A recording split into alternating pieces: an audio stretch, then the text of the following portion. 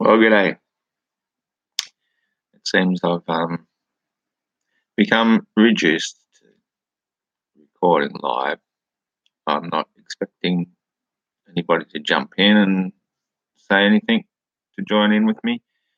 Just actually doing this because I'm mighty peeved with this little bloody thing. Today, while I'm out, I'm sunning myself using that little bloody thing just to have a bit of a look at whatever's happening on Facebook or YouTube or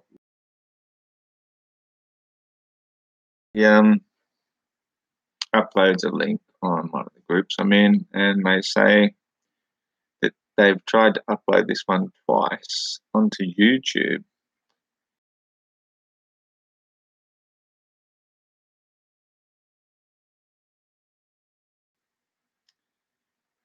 Anyway, I don't want to go into it. It's not a very interesting tale. The thing is that as a result of me watching the thing that was disallowed, I know how weird this sounds, but it came into my head that the big cloud that built up above me in front of the sun seemed to be drawing in the clouds from all around it. And being, a bit of a conspiracist as I am,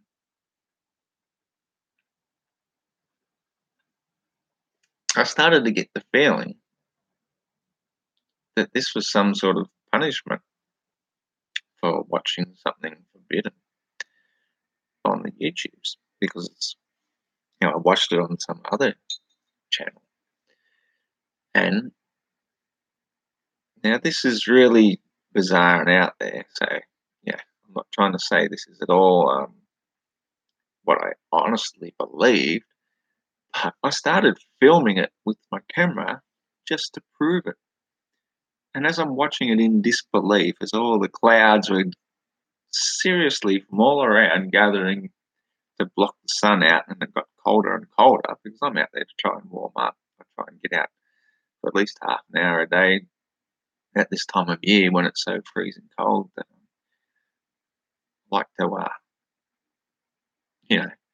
defrost a little bit, and it works wonders. I mean, when the sun is out, it is brilliant, but when a cloud comes over, it gets quite cool. And this particular cloud, I filmed it for a good 8 minutes. In fact, I've taken a snapshot of it.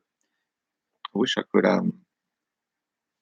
upload it as a whatever you call it, the icon or whatever for this video itself. But obviously, you can't edit live feeds once you've done it. I found that out once before.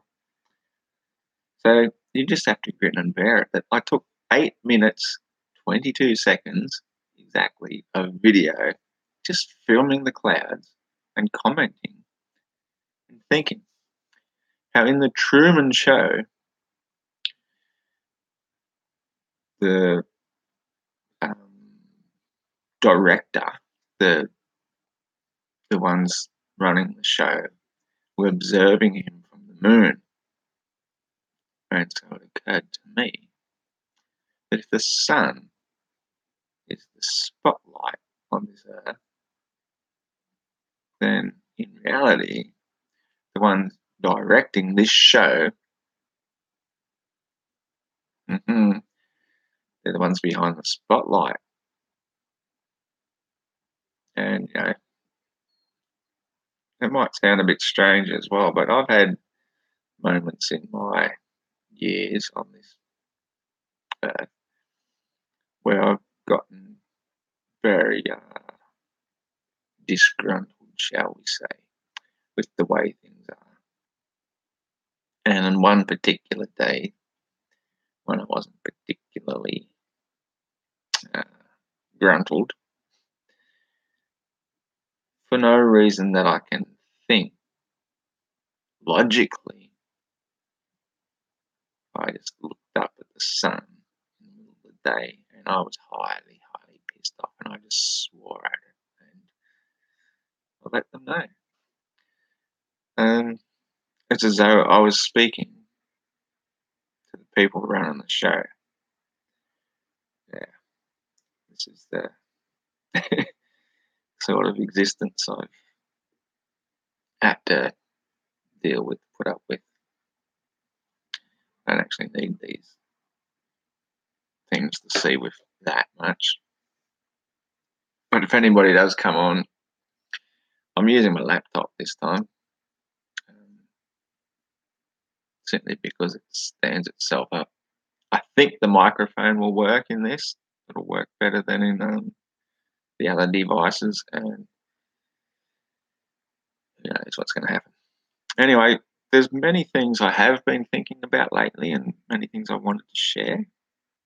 I could go on and on again about how I took the dog out for a walk this evening, and we left sort of just as it's getting dark tonight. I did that deliberately to see if the number of these ships I'm seeing up in the sky. Ships isn't not my favourite word. They don't look at all like a ship. They look like stars. They look like lights.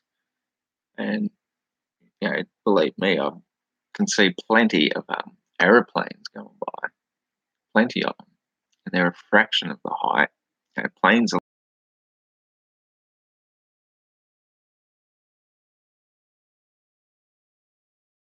I think, as high as the stars. Not necessarily in all cases.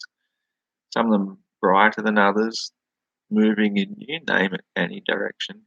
I see all sorts of weird behaviour amongst some of them. Like at one stage, I see one just brighten up and start coming this way, and then it fades away. And then another one just behind it does pretty much the same thing, and they both just disappeared and they're gone. But most of the ones I watched were quite specific. You could certainly see them going in straight lines, all directions. Like the first one I watched was going south. It went that way.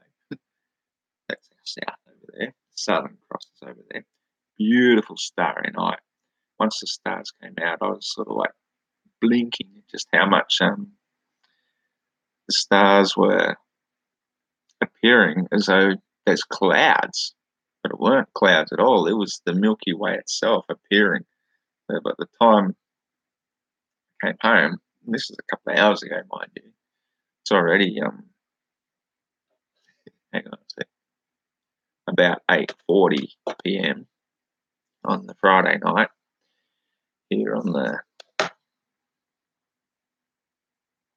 10th of August. So I'm really tempted to go out with these peepers. These are the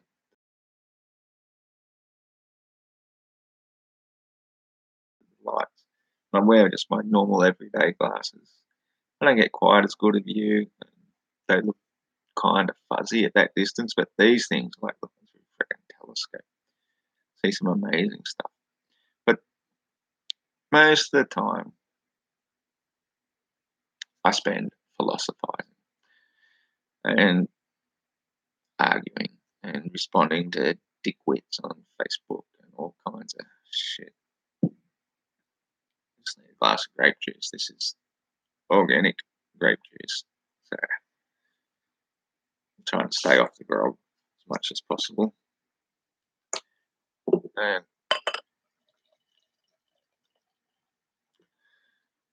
oh, that looks good.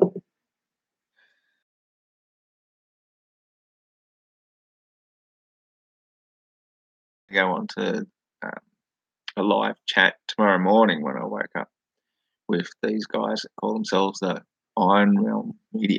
Iron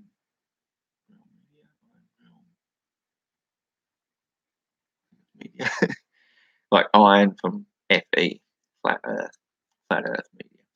So they're a great bunch of guys. I wake up every Saturday morning, and while I'm just sitting there having my coffee, I see a notification come up saying they're about to go live. And I thought, oh, cool, I'll sit in and listen. And the next thing you know, 3 hours have passed.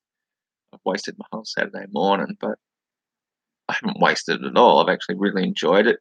And last Saturday, I really got into the chat this time. Sometimes I just have them on and listen and tune out a bit, whatever. But at the end of it, it felt as though I had an invitation. They said we should put you and this other person. I think she's from up South Brisbane or North Brisbane, actually. And they said, get in touch with us. They gave me their email, and so I sent them an email. I said, yeah, that'd be cool. And it felt to me like I'm just going to sit in for an informal chat. But then today I thought, I'll just send them a reminder because I emailed them straight away and it all looked good. I thought, oh, yeah, cool. Just want to know how we get on it. Is it a, Google Hangouts? Is it a Skype? Is it a whatever? And anyway, it turns out he says, oh, yeah, well, we're booked out. We've got somebody tomorrow, but if you'd like to be invited at 24th, let us know when we'll book you in. Is that how it works? So anyway, it's a little bit disappointing because I was kind of looking forward to it because I had a lot of information to share about the moon and what I was hoping, some new information. And the new information which has occurred to me is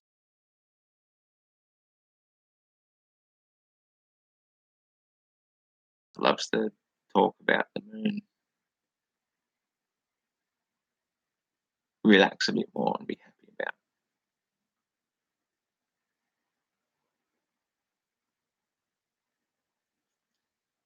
Because from what I can understand, the moon has actually become a great divisive um, factor between many flat earthers. What I've found is the majority of flat earthers are looking for confirmation of their Bible, and I'm cool with that. That's great. If you want to find confirmation for your biblical beliefs, then I hope you find what you're looking for. I think that's there's nothing wrong with that. I don't go that way myself. I don't go many other ways myself, but I respect everybody's beliefs and ways that they choose to go if that's the way they choose to go. That's fine. They're hurting nobody. It works for them.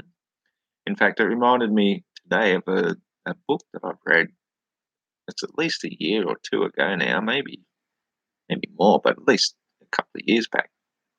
And I can't think of the author, and I forgot to look him up too because I think I've still got the book downstairs somewhere.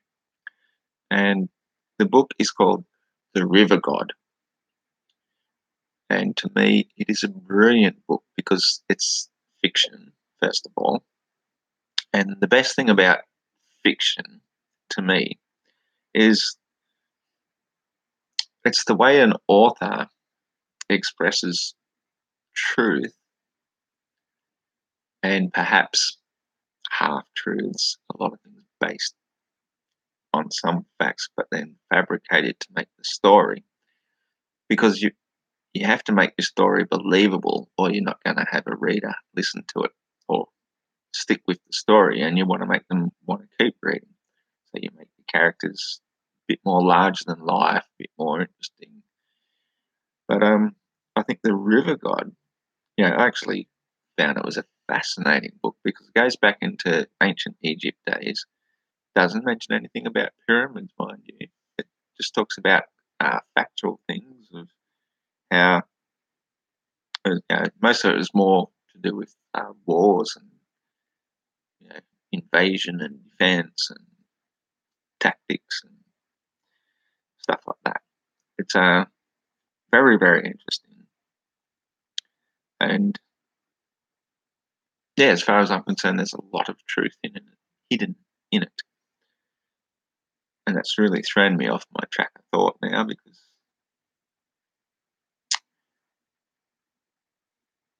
I wasn't necessarily going to go down that path. I was trying to direct this back to the moon.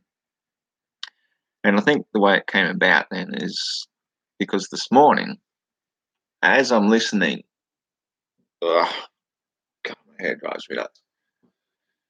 As I'm listening to uh, one of the random YouTubes that come up, I have it on autoplay when I go to sleep at night. And as soon as it goes quiet, I kind of wake up and just move the mouse cursor over it so that I can listen to more as I fall back to sleep again. And it's really weird because sometimes you wake up and, well, I wake up often dreaming about something and it's completely different to what I'm hearing consciously from um, the sound coming out of this thing. But then as I start listening to it again and drift off into another dream, it still comes up completely unrelated, and yet somehow there is a crossover. To me, it's a little bit, how would you say, between the worlds in the Mandela effect that's happening to us. Personal insanity, you know. I do not deny that I may be insane. In fact, pretty certain of it. That's not to say that a lot of the information that I have to share and reveal isn't based on sanity and the sort of things which would drive you insane if you keep listening.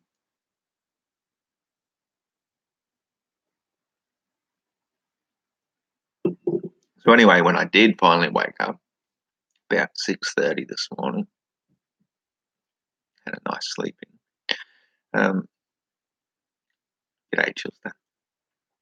Is that I was listening to one of the Globebusters ones, one I've listened to before, and it's one of the ones that they put out about the time when the No Forests on the Flat Earth video came out. And so they did their discussion about it.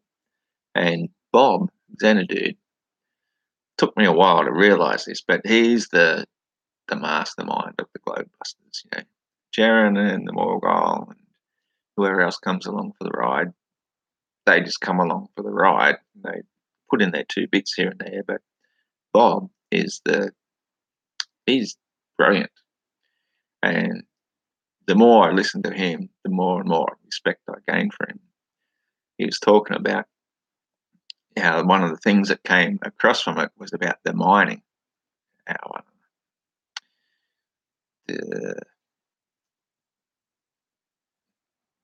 let's say if they were giants, I assume they were giants, what were they mining specifically?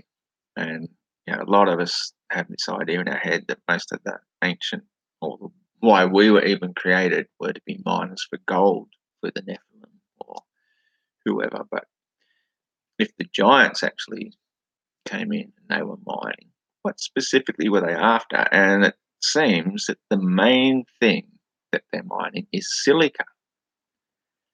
And I got into my head not that long ago that the reason the Grand Canyon itself looks like a giant strip mine was because they're mining the raw materials to make what ended up becoming the moon. Bear with me on this because I've got a lot of reasons to suggest why this is so. One of them being that the Australian Aborigines are just one of many cultures, but probably the best example of one that's been continuous, unaffected, or not interfered with so much by other cultures for many thousands of years. They go back at least 40,000 years on this continent alone before the English came and fucked everything. Oh, you can hear it, good.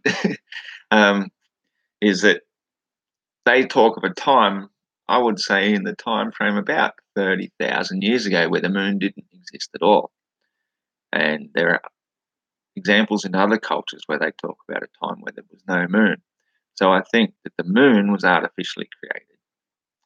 And I don't know the time span. That's just a guess. But I think there were giants way back that destroyed pretty much this world. Maybe they were the ones that split the continents asunder in the first place. Like maybe they were all once joined together like jigsaw puzzle pieces. They do fit together pretty well. So that kind of makes sense. I don't know if that was them, but they definitely cut down our giant trees. And they had massive mining equipment. And I think that's what the Grand Canyon is the result of, is that they were mining the stuff to make the moon. And if Mr.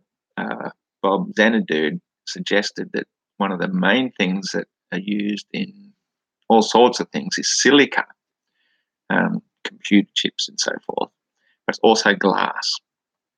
And I've been mystified by the moon for a long time. Still trying to work it out. Like I believe when we look at a full moon, we see the fully illuminated side of it by the sun. I fully believe the moon is illuminated by the sun. But what I cannot wrap my head around is how can it be illuminated by the sun if the sun is above the moon? And it finally clicked just today. It just finally clicked that if the moon, like everybody likes to think that it's a hologram, we can see through it, it's opaque, we can see stars through it. And to me, I've always said, no, it's obviously, the phases are obviously made by the way the sunlight hits it. And because the moon takes 50 minutes longer to go around each day, as it gets nearer and nearer to the sun, that's how we get the phases, because we're looking always up at the bottom side of it and how much is lit. As it gets closer, then it becomes new, we don't see it at all. And then as it comes around, we start seeing it again, slightly illuminated side. But if it was a clear glass, but not completely clear, opaque, do I even have that over there? Do I drop it back into the fish tank? Hold a second.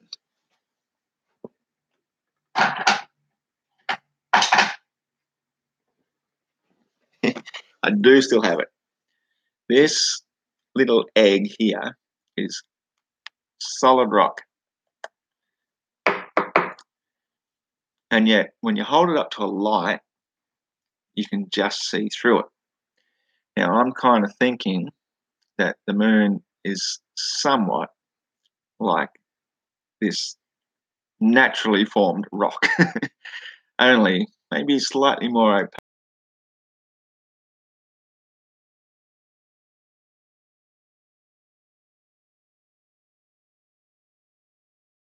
Like it will appear to be a solid object most of the time when light is shining on it. It will reflect light more or less. Um,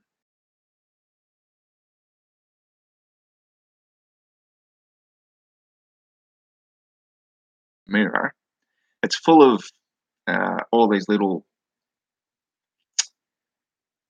what do they call it again? You know, them big freaking holes, craters, full of craters and so forth. Because when they made it, it um, obviously to make glass has to be super hot, but then it cooled down so fast that the craters form more like just little bubbles, little pock marks on something, kind of like bubbles in boiling mud might do. But these sort of things, as they set, they appear to us now like craters. So it looks kind of natural. But occasionally, you might be able to see right through it when the sun is only shining on one little side part of it. And that might explain why people claim to be able to see stars through it rather than actually being, say, a hologram and being actually able to see stars right through it.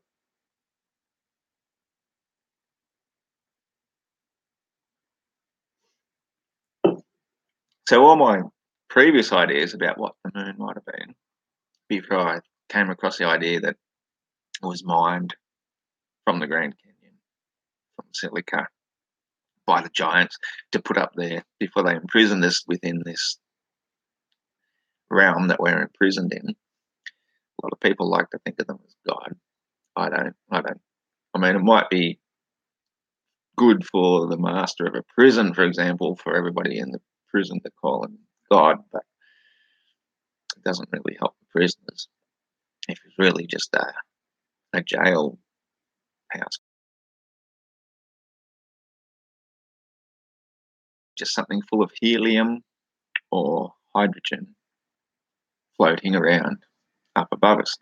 So to now think that it may be slightly opaque, I think that sort of answers a lot of the questions that has everybody stumped.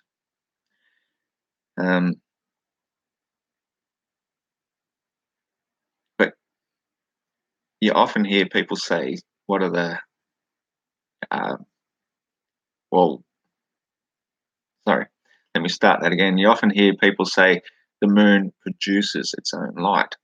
I've never, ever fallen for that one. I just can't see it because the phases match perfectly once you understand perspective of height. You know, if you are saying you're seeing the sun setting over there and the moon's way up here, why are you seeing this angle of light projected onto us from it? Well, because it's a false assumption to think that the sun is over there. The sun is always up there.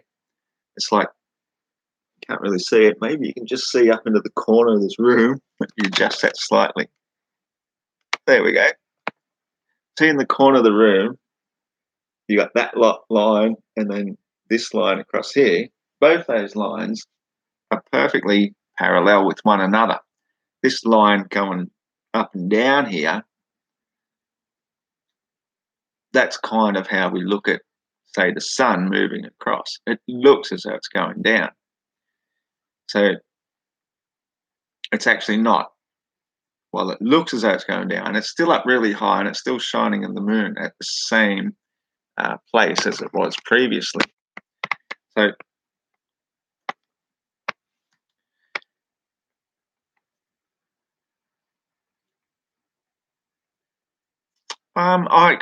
that's a nice thought, Mr. Chilster Deluxe. Maybe it has atmosphere. That's how it lights up when the sun shines on it. I don't think so. I think the atmosphere that we have is here on our plane, and it all settles because of density and buoyancy. And the moon is pretty much above the atmosphere, but the light from it we see when it hits our atmosphere. I think we only see lights when they hit our atmosphere, which is why when we send balloons up really high above it, we can't even see the stars because it's our atmosphere that creates light. It's the gases in it that cause the glow that we can see. So that's what I'm thinking about. No, the moon's above the atmosphere, and when you send the balloons up really high, that's usually when you can't even see the moon at all. I saw one recently, the first one I've been looking for a while, where you could just see a bit of moon and it looked really tiny.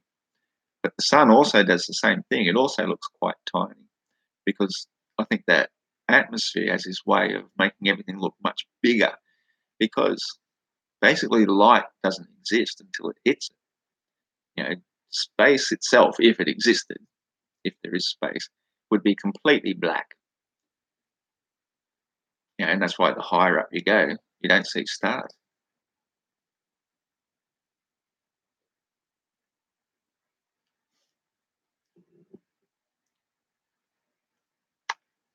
You obviously missed the start of this video, but I started off talking about the stars because I was just out there tonight. It is a beautiful night out there. I wish I had cameras that could capture the stars I can see tonight. The Milky Way is this massive white line all the way across.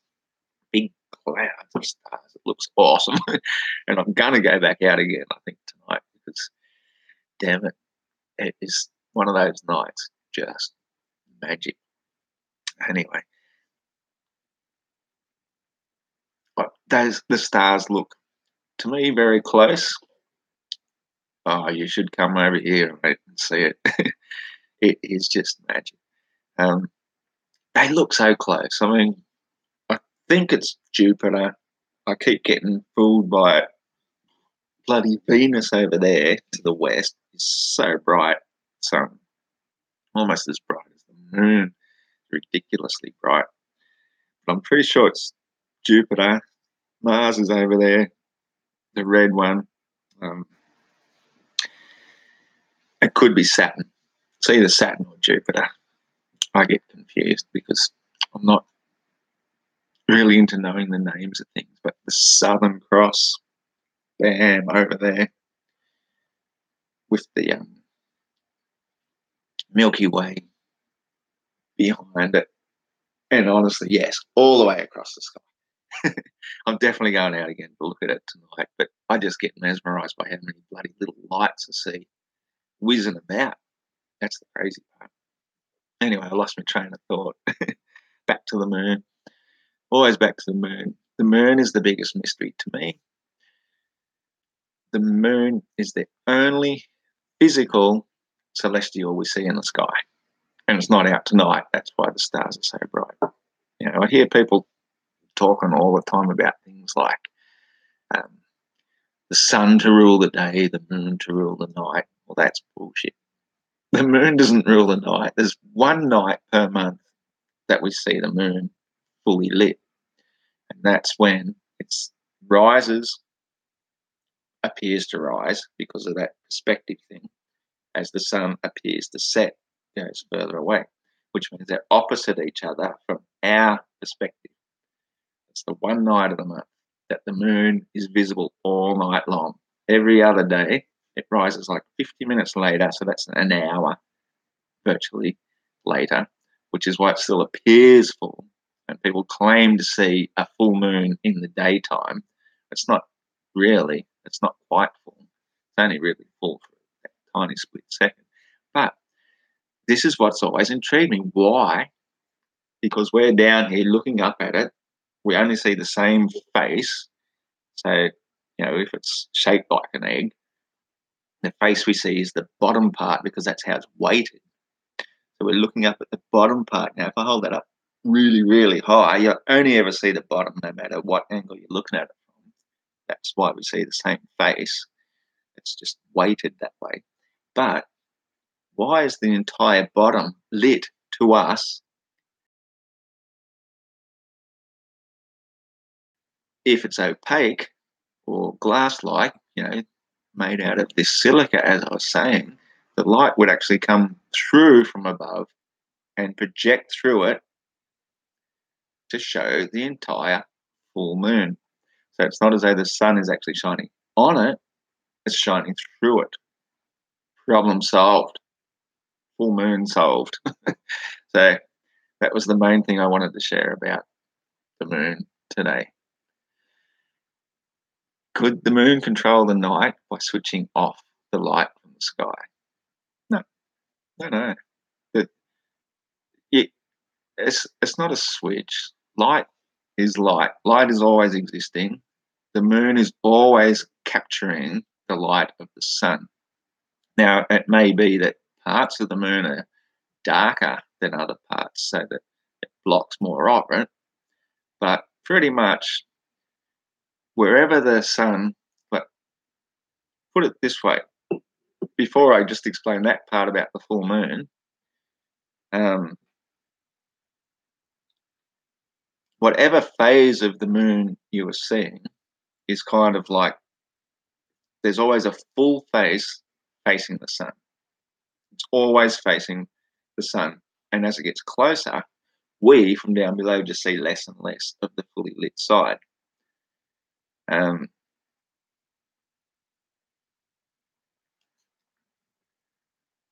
think to say that it's a dead sun is kind of negating what the sun itself is. No, I'm not going to go into that just now. I really do think that the moon is an artificial satellite, but I don't think that the sun is at all. I don't think it's a physical body at all. I think it's something completely different. To me, I personally think all the luminaries are some sort of celestial beings. That's the only way I can explain it. If you want to call them angels, let that be a word for it.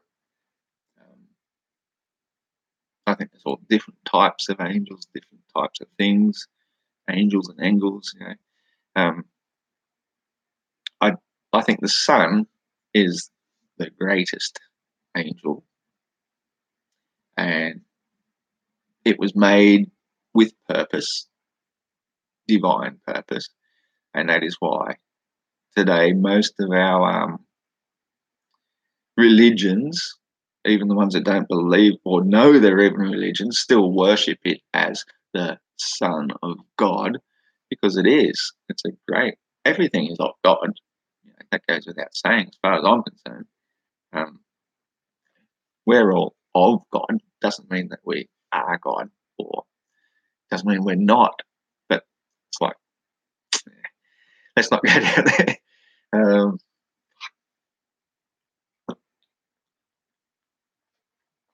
oh yeah, I'll make a good homebrew. Uh, the sun and the moon are completely different things, and I would suggest maybe that the moon was created to try and mimic the sun in some respect, or maybe maybe I don't know. I've always had a feeling that way back in the day when we were imprisoned, I believe we're imprisoned. Whether you think of it as a Truman Show, glass bowl put over us by the giants, that's my strongest suspicion. But we were still able to somehow communicate a little bit back and forwards and say, you know, oh, I don't know, maybe they're a little bit superstitious in the past. Oh, it's finished. I don't know what happened there. Let's come back on again. I just had a glitch. Um,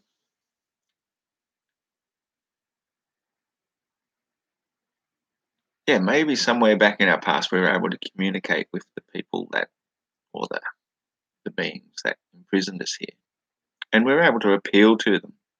And how do you appeal to somebody? You sign a petition. You pray. I think this is where prayer was invented. So you appeal to them and say, we're not happy with the darkness you've left us in.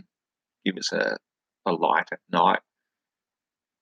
And then a certain amount said, no, we don't like this. We want to be able to see the stars because we worship the stars. And so they made a compromise and they said, all right, we'll give you this moon then. So one night in the month it can be full, and then the rest of the time it'll gradually get less and less, and then it'll come back around again. You can have cycles, and you'll be able to tell time and calculate stuff from it because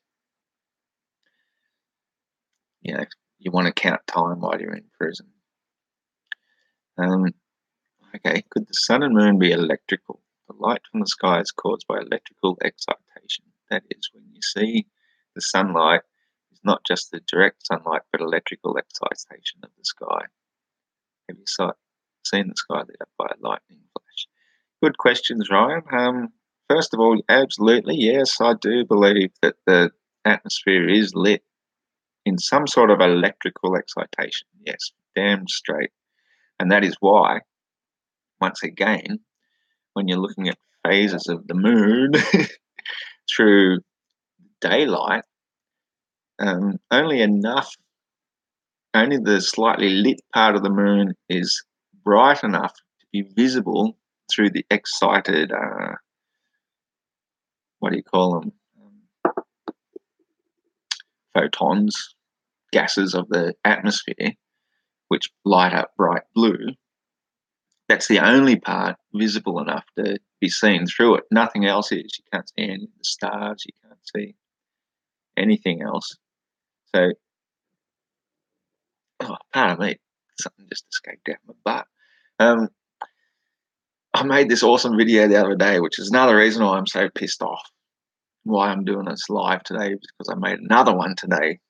But the one I made the other day that really pisses me off is I was up at the best lookout taking perfect video of the neon colors in the sky as the sun was setting. There's a big moon rising. All the different neon colors were just so beautiful. And as I'm filming and narrating, it was one of the best videos I've made, to my knowledge anyway.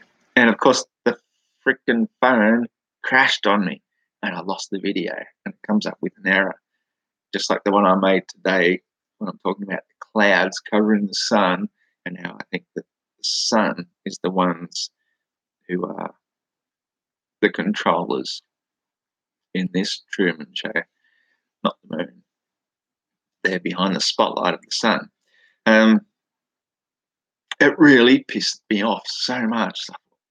How can it be so coincidental that every time I'm making an actual video and narrating what I'm seeing live and explaining it as I go, how can it be that that's the only times in history that my phone and camera has crashed and had errors? It's too coincidental. That's why I'm going live now, because at least someone can see it, because it disturbs me. So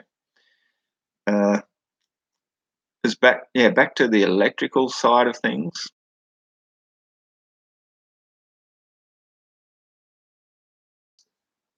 Just the phenomenon of reality. Everything is electrical. If you looked into it too much, you might start even to think that it's kind of like being inside a computer program which only works from electricity. And I don't like to go down that path because that kind of scares me. Because if this is a simulation, I just don't like that idea much. It's as valid an explanation as anything. I appreciate the phases of the moon. I agree they're caused by reflected sunlight. Yeah, reflected sunlight's not my favourite word. I've explained this many times before. I think it's just, everything you see that is light is reflected light. So, normally when we use the word reflected, we think like from a mirror, and the moon's not a mirror. It's just it's illuminated by the sun. And I think it sometimes, if it was egg-shaped like this, for example, sometimes all we're seeing, because we're looking up at the bottom of it, it's always going to look round, right? And we're just going to see the edge lit. There'll always be a shadow. However much it moves around, that's our phases of it. But the full moon is kind of special because the sun is shining directly through the top center, and so all the light comes straight through the bottom. That, to me, kind of explains the full moon effect, as opposed to being reflecting the sunlight, because that would mean that the sun is below it the entire night when the sun is actually exactly opposite on the other side of our plane. That's the one night of the month every 30 odd days, 29.4 actually, where the sun and moon are completely opposite each other. So if you were looking down from above, they would make that yin yang thing. And here's another quick thing just to mention: when you do see the full moon, take a really close look.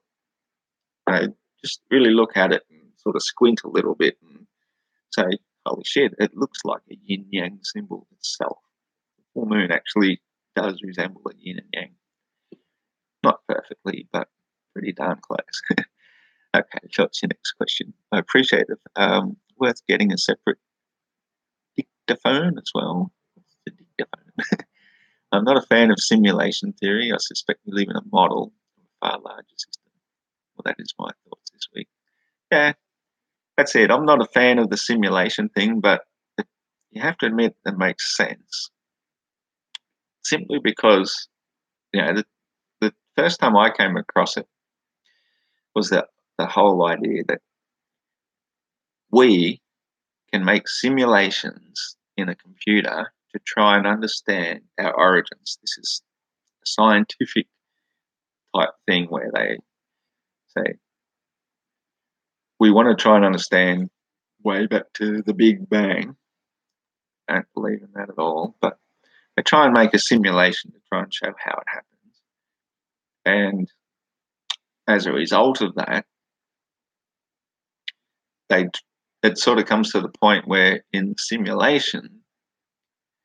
simulations of us, like we do, if you've ever had Sims, I had some kids a while back that used to play on this Sims game. Apparently what happens if you allow it to evolve naturally, the Sims themselves will end up making their own Sims. Now that's kind of, I think that's a mind-blowing thing. Give me a second.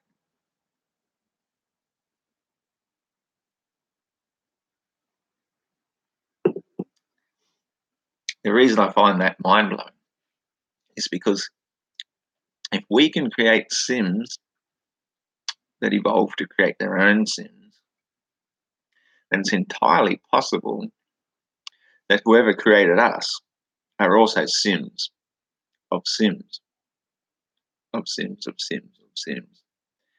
And there's no end of this chain, backwards or forwards, no matter how far you go. So this is kind of like the concept of the giants in a way. In a way, it's that we're giants to our Sims, and they're giants to their Sims, and their Sims, and their Sims, and their Sims, and it's just like an endless loop of never-ending simulations. And it's entirely possible that everything exists inside a giant computer, which kind of leads you to, well, you don't need to believe in the computer to be a part of the program, do you? And that's, I guess, why a lot of people are so disgruntled with the idea of there being a God, because a God says, well, I mean, the idea of a God says to such people is, well, why would he create such terrible things? You know, then there's that list of questions. Is he all powerful? Is he all loving? Is he all knowing? And if so, then why do these things happen? And I guess when it came down to the end of it all, from a philosophical point of view, is, well, if you put yourself in God's shoes and you knew everything and everything was all fine and dandy, eventually you're going to get pretty damn bored. And so you're just going to say, well, how can I possibly create a situation where I can throw myself into an experience where I don't even know that I'm me, that I have no recollection whatsoever. I can make something so clever because I'm God. If you're God, I can make something so good that I can lose myself into it and not know who I am. And I think that's pretty much why the physical realm we live on exists, is because, why not? We want to have fun. We want to experience things for the first time. We don't want to say, oh, not this again. Oh, I've done this before. Oh, I know what's going to happen next. Oh, that's boring.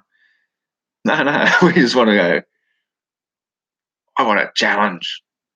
Give me a challenge.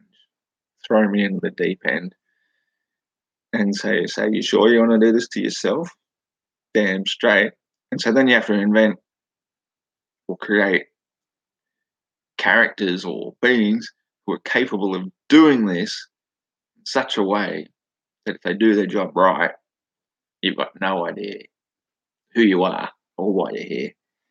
And then you'll turn up and look up at the sky and say, damn it, what the hell have you done to me? I hate you.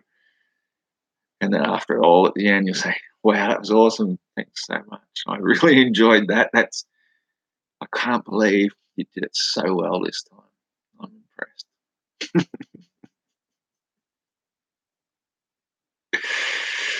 Anyway, cheers.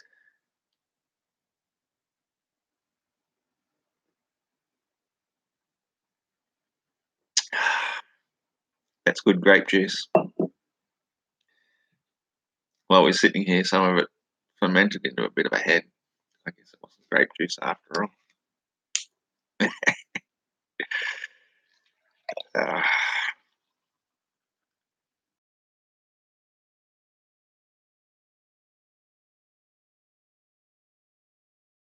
just get this out of my head about the moon and being possibly opaque and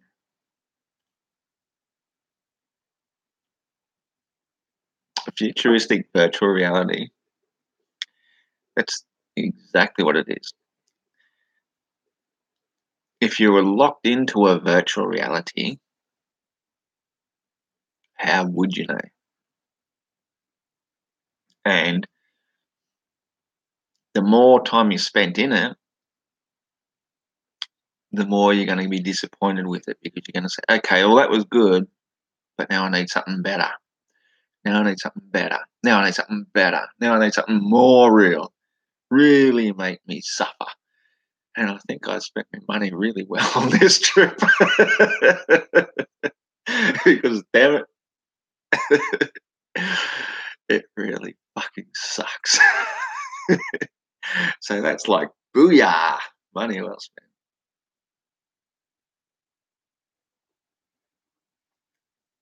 When I say sucks, don't get me wrong, I fucking love it. Everything about it is fucking awesome, but the sucky bits are the agents. You know, like in the Matrix, there's always agents chasing you down. These are the people like the banks, the ones that provide the power, the electricity companies, the landlords who own the land. Even though they, you know, if they thought about it, you don't own shit. You can't take nothing with you. How can you own anything? You're just here for the experience as well. But they're here to put the challenge on you, to, I don't know, to force you into slavery.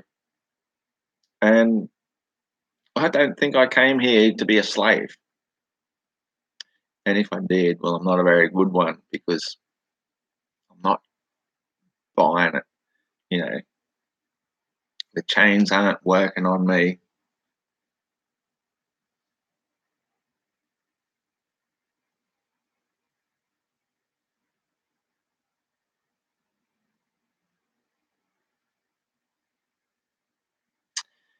Um, it's an interesting thought. Your Christian name. Um, when I came here, now this is interesting. This is a story I'd like to tell. When I came here to work, I expected my name was going to be Scott. I kid you not. My parents had made up their mind. They were going to call me Scott. And whenever I grew up as a kid, telling everybody my name is Ross, um, they'd they'd get it wrong, or if they got it wrong, they'd say, "Oh, what's your name, Scott?" And I just go, no, it's Ross."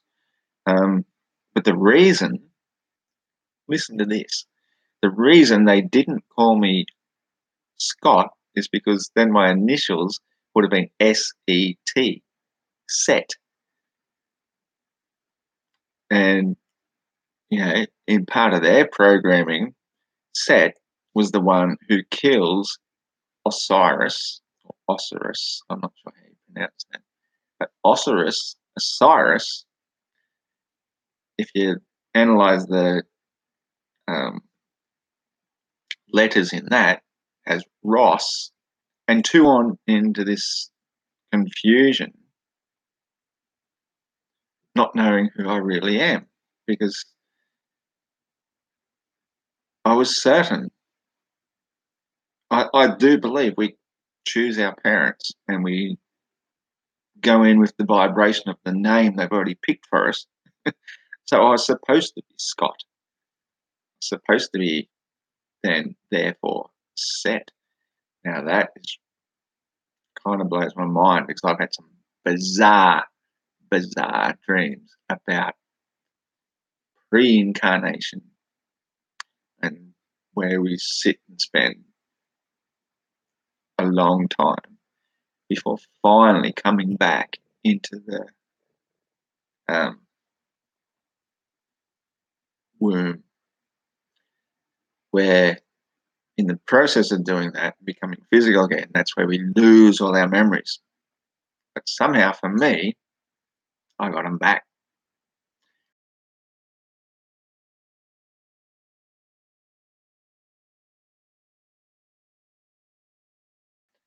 I remember that terrible, terrible experience of being circumcised. I don't want to talk about that, but I can remember the important thing is pre-birth. Now, this to me is huge.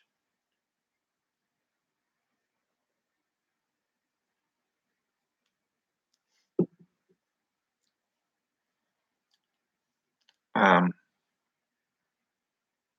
I don't know where to start exactly, but all I know is before we come back into this world, we're in some other sort of realm where we sit in a waiting room for a very, very long time.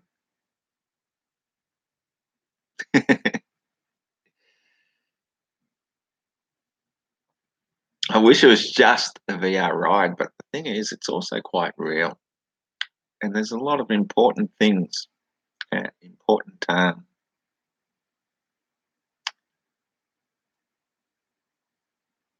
important energy, I don't know, important stuff on the line. And yes, there's no winning or losing, and you will get another go. That's exactly it. Because what happened to me on my first attempt, this is really interesting, is when you suit up. This is the only word for it. You suit up in this realm, and it's like putting on a wetsuit. Only it's like a full body wetsuit that covers your entire being. The only thing that shows through is basically the slits of your eyes. I kid you not. This is how it was shown to me in my particular dream. And then you sort of come to a place like a big water slide. And when you go down this water slide, this is like the torus tube we go through to go from that realm into the physical realm. And what happened to me along the way as I'm going down this water slide, this is freaking awesome. Yeah. Is I hit the side and I flipped over and I went over the edge and, crashed and burned. And I wasn't impressed. And I was like, I demand to see the manager. And the next thing you know, I'm talking to the manager, and it's this dude. He was ageless. You couldn't put a age on his face at all. He looked pretty much like a 40-year-old or 50-year-old normal human being, but you could tell he was ageless, and he resembled slightly a lot like my father, my dad, but not entirely, but enough to say he could be like a chip from the same block type of thing, like someone from the same soul. And I was there full of indignation, like, I want my money back. I paid to go down this ride and you threw me. And he just sort of smiled or looked at me and said, didn't say a word, just knew, no problem. And so I get to have another go. And this time when I go down the water slide, there's another person just in front of me. And so this time when I come through, I'll come through with an older brother. And it's bizarre because when you hit the bottom and you go to hit the water as you splash into the pool, instead of doing that, you dissolve into white light. I shit you not. You're just completely lost. And then, like a few months later, you sort of slowly wake up and you're this tiny little thing inside a worm. And then you hear all these voices around you for months and months. And then eventually you get born. And somehow I got to remember all of that, shown to me through dreams. But I knew it. I think when we're babies, we actually instinctively know that. We understand it um, for a couple of years. And then eventually we lose consciousness of that. And then we start becoming conscious into this realm that we're born into. And then that's when the game begins. Yeah, we're pretty helpless for the first year or two.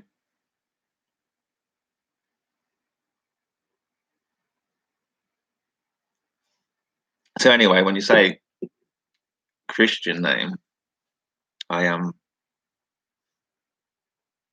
got a little bit triggered there because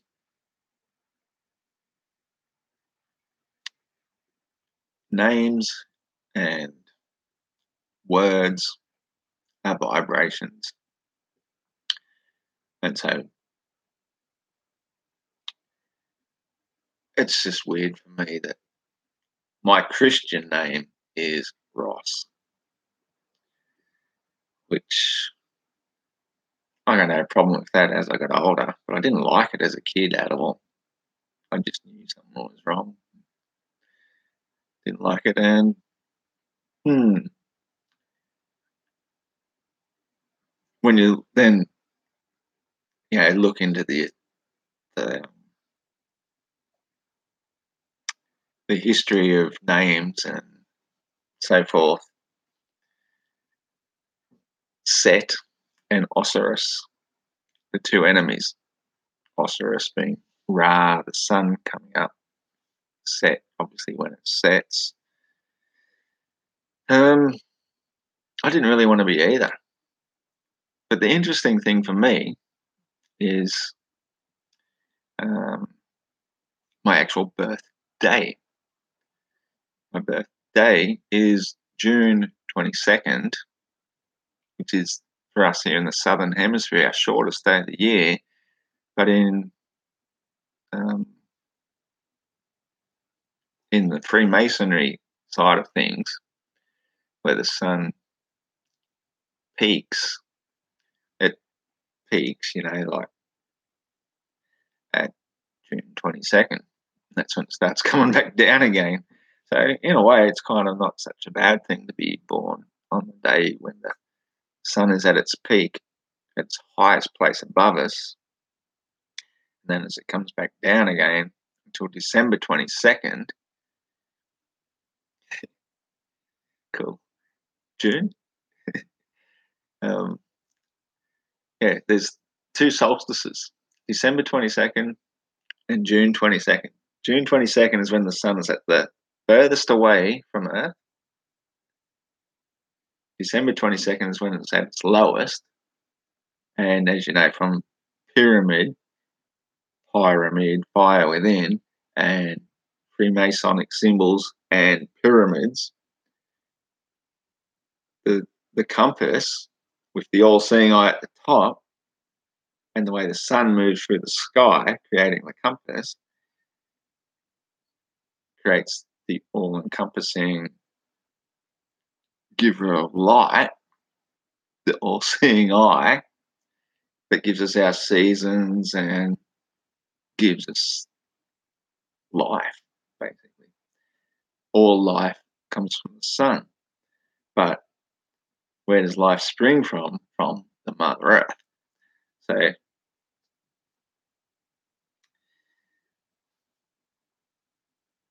and this is the other reason why heliocentrism became such a popular religion, still to this day, thinking everything goes around the sun, is because when it comes down to December 22nd, this, for the people in the south, so you think of it as a flat plane, north is in the center, like the center of the set square, except they're all parallel lines, just as I've shown before. The line in the ceiling, they're parallel. They look as though they're doing this and that. So the compass looks as though it's doing this as the sun rises in the morning, sets in the evening. It looks as though it's doing that, but it's really just doing this, going around and around and around. So but it rises up through the seasons till June 22nd and descends until December 22nd.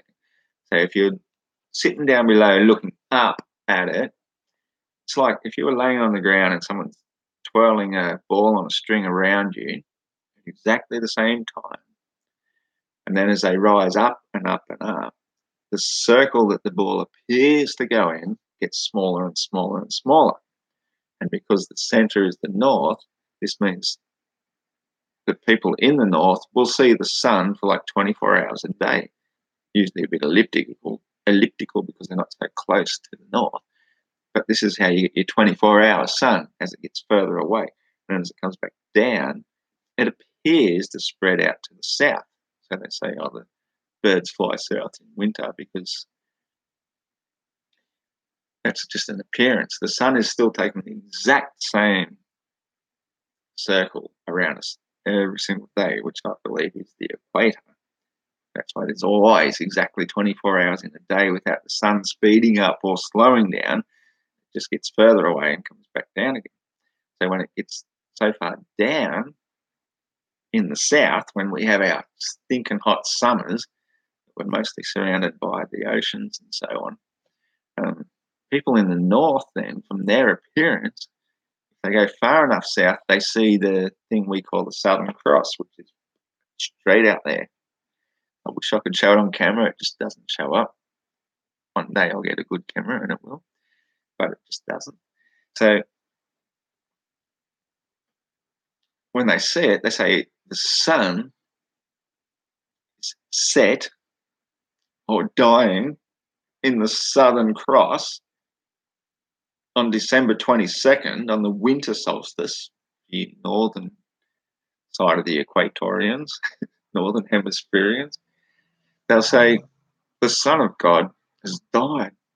Oh no, what shall we do? What shall we do? And so what they'd do is they'd pluck these red mushrooms with white dots on them and they'd hang them under the pine trees to dry them out because the pine trees had snow covering over them and it would allow them to dry out.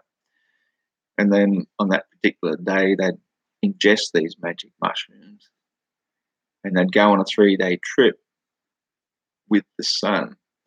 And they'd say, oh, the sun has descended into the depths of hell. It's gone into Hades.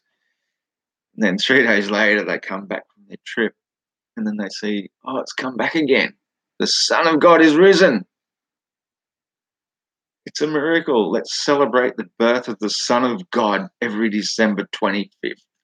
And still to this day, the heliocentrists, sun worshippers, celebrate the birth of the Son of God on December 25th. It's sun worship, nothing more. Today, we have some scientific knowledge and say, no, the sun's just gone down low and now it's coming back again. This is how we do our seasons. You know, have your little Santa Claus fantasies if you like.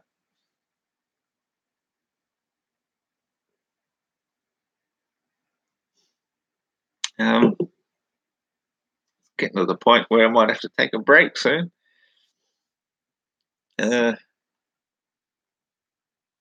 Anyway, I'd just like to reveal that to most of the heliocentrists, the people that still believe that the Earth goes around the sun.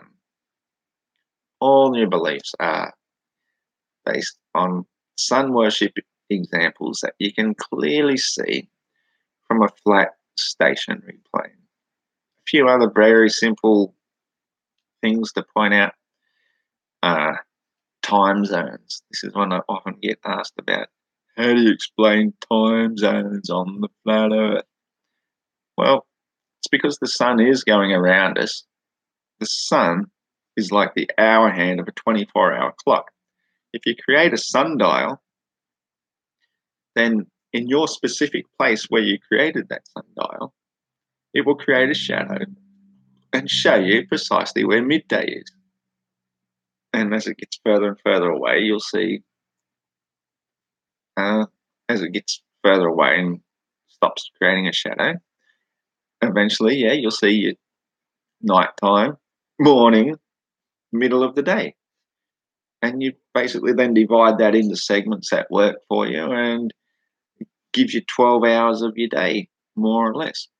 But when you created this fixed mechanical clock, that should be the key understanding to how you cannot be on a ball going around the sun, because a fixed mechanical clock is precise mechanisms. It doesn't alter according to shadows created by nature of the sun itself. It's fixed.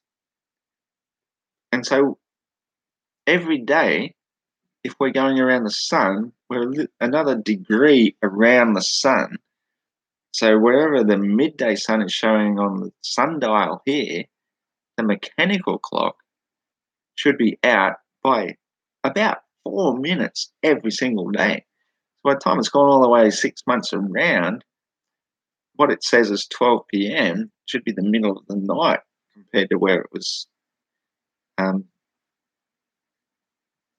p.m. in the middle of the day over here. And they'll say, oh, yeah, selenial day.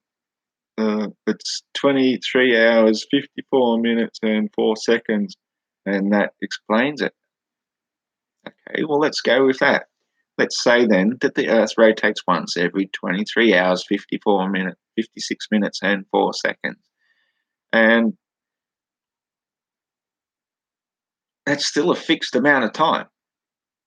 Doesn't matter how you look at it, no matter how much you give or take, the clock itself is saying exactly 24 hours per day. The mechanical clock. So even if you say that there's 4 minutes in the selenial, it doesn't matter, because you're still going to be out a little amount.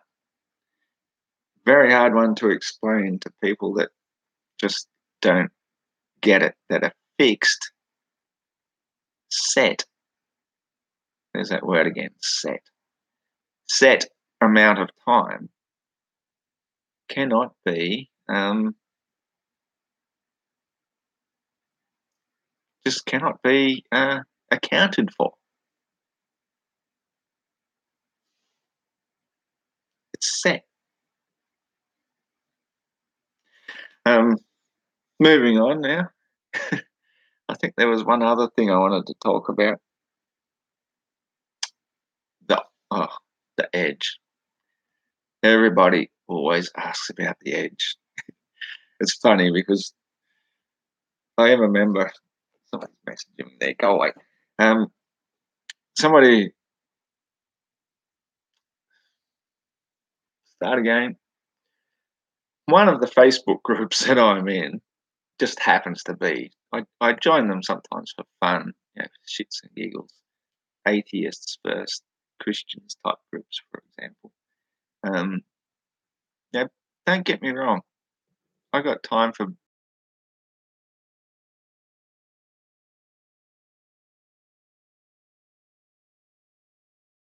generally I take the side of the Christians because I'm a great believer in the Christ.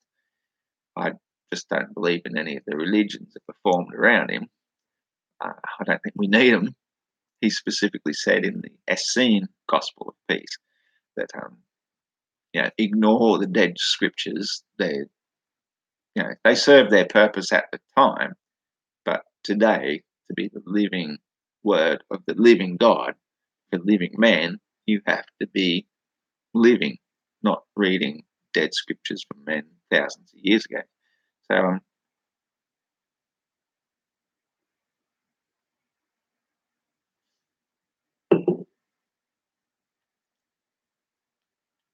when it comes to people asking about the edge, they say, show me a picture of the edge on this atheist group in particular. And so I have to slowly explain to them, we flat earthers do not believe in an edge. If there is an edge, It's unseen. It's too far away. It's irrelevant. It's not important. If you would like to send your kitty cat thousands of miles across frozen water and then make it climb up hundreds of feet of frozen ice walls and then cross thousands of miles of mountainous things so it can knock everything off the edge, go for it. We're not interested in that bullshit. There's no such concept of the edge. We believe that the water proves everything is flat and level. Earth is everything above sea level. The Antarctic continent, whatever you might think of it as, ice edge, is something that surrounds us, as far as we know, a good 360 degrees. That's our physical limitations that we can reach at this point. If there's something beyond that, we'll discover that later. But at this point, that is the absolute best prison wall that the people who have imprisoned us here have given us. And it's a bit of a challenge. I'll admit I've come up with plenty of concepts of how to get beyond it. So I may as well share that before I go, and then I'll go. My best concept of how we make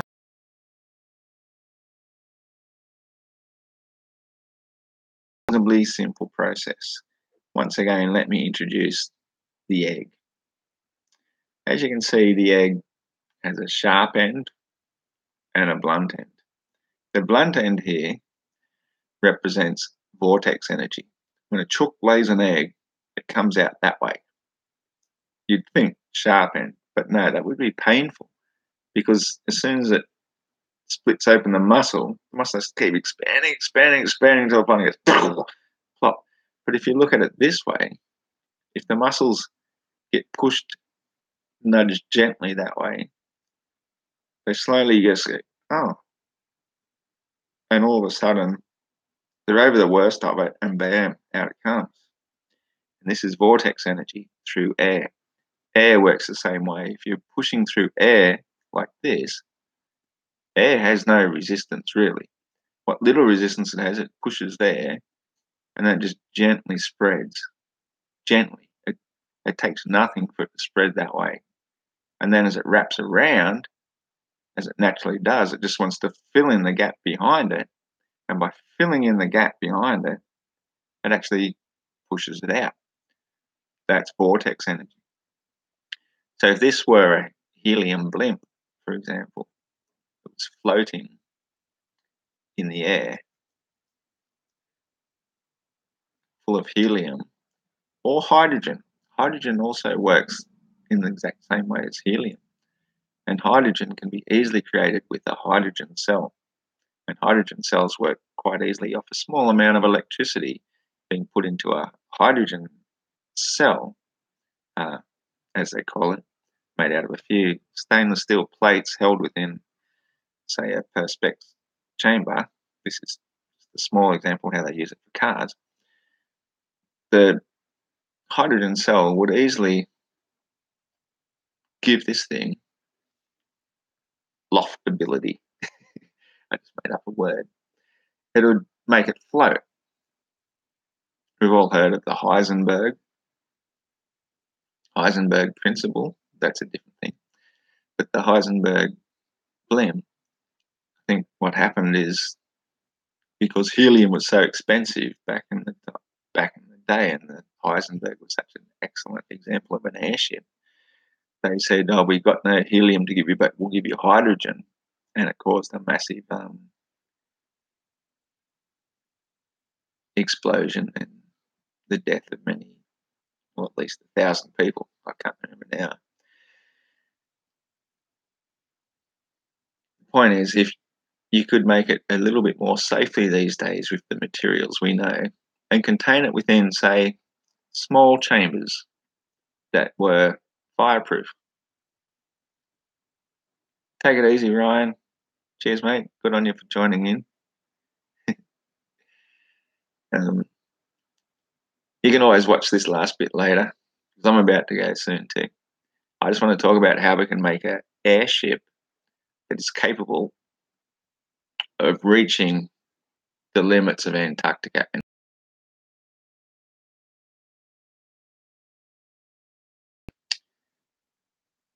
rules and regulations. So if you've got this large ship designed in this shape, some of the things you would use is compressed air as a form of um,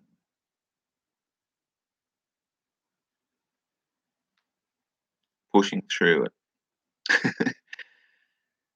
I'm getting tired too. The best example I've got is that Dyson Air Multiplier. If you use that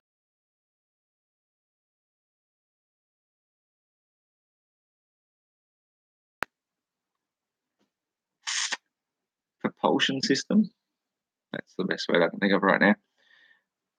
As you push more air through that, then this thing would naturally get propelled forward and push more air through your propulsion system automatically, because that's just the nature of vortex energy. And but how you could multiply it even further is by having a wing across the top, and you'd have it like a fairly flat thing, so it'd give you a good amount of stabilization. You know, your air resistance thing isn't so much of a problem here because your vortex energy is taking care of that. But your wing is actually, it's a chamber, you know, a chamber that goes all the way across with a rolling little tube at the front that opens up at one side. So as you open it up, the more air that blows into it, it captures that air and channels it through into your air multiplier at the back. So the stronger your headwind, the more you actually can go into it. And even if it wasn't a headwind, it would still work just the same because you're still moving forward and capturing enough air to keep you moving forward, plus have the advantage of the wind behind you. And then if you really needed some extra pull to give you a bit of extra strength, you just put out a couple of those big paraglider or kite surfer type kites to capture the air behind you to pull you along even further. So you don't want to land on the ground. You want to stay above it the whole time. You want to get above those massive mountains in Antarctica. And that way you've basically overcome all those treaties and stuff that they've declared you have to be a part of in the first place. You build it right, you just build out of natural materials, mostly, you know, bloody kite surfing equipment, hand pole and hope. Have an onboard food and recycling water system. You could pretty much do it self-sufficiently and get across that ice barrier and see what's over the other side. Because as far as I'm concerned, whatever Antarctic edge is, we know what that is. It's just a big freaking ice wall. I just want to know what's on the other side. And believe me, that's not going to be a day trip. It's going to be like months, possibly even a year or more of exploration before you're going to discover something on the other side. It's not just a matter of somebody with enough money to go and rent a boat and go to Antarctica and see what's going on. You don't want to know about Antarctica. It's the barrier. You want to get beyond there and see what's on the other side. And to me, as far as I'm concerned, that is the whole point of all the biblical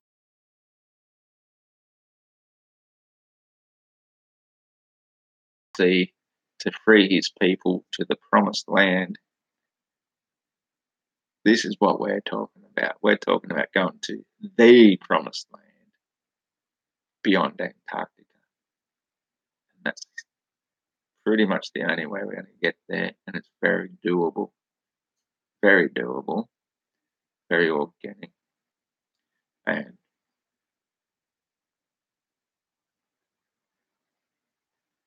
we're going to do it. Cheers, guys. Thanks for joining in. I'll